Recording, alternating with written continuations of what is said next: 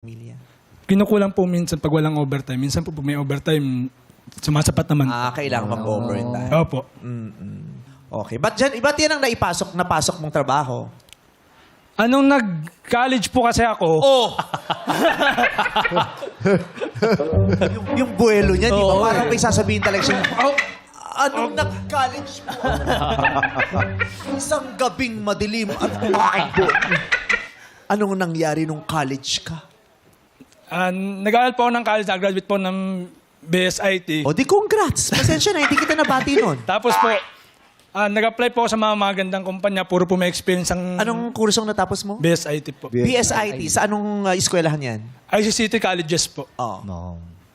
Tapos po, nung nag-apply po ako, panay po may experience, parang nadismaya po. Ang ginawa ko po, nag-apply ako sa mga madaling pasukan, like merchandiser po. Kaya yun. Ang hirap din, ano? Opo. Pagka-aaral ka, excited ka na magtrabaho, tapos may hirapan kang pumasok kasi halos lahat ng pinag-applyan mo nag-require ng experience na wala ka pa naman. Yeah, po. Diba? Hindi sapat yung nag-OJT. Hindi po sapat yun. Ang kailangan po nila, 3 years to above po ang experience po. Kaya po, nag-apply na lang ako ng mas mababa po sa ano. Yung hindi mo naman pinag-aralan. Opo. Diba? Kaya hindi ko rin po nagamit ng Kaya marami nakagraduate na wala pa rin trabaho. Oo. Diba? Dami rin hindi nakagraduate, nagtrabaho.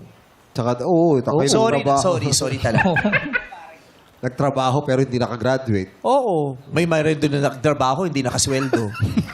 Meron din namang nakasweldo, pero hindi Walang naman trabaho. Hindi yun, mas mahirap yun. Diba? Diba? Ang sakit sa Pilipinas, Ang sarap. ang daming nagtrabaho, pero hindi sumusweldo ng sapat. Oo. Merong hindi pumapasok, pero ang laki ng sweldo.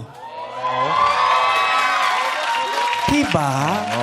Tapos wala tayong magagawa. Diba? Imagine mo yung mamamayang Pilipino nagtrabaho ng 8 hours. Correct. Nag-jeep, nag-LRT, binaybay ang tanghali, ang araw, hindi nakakain. Minimum. Minimum wage. Parang Merong siya, si hindi Junjun. pumapasok, 100,000 ang sweldo.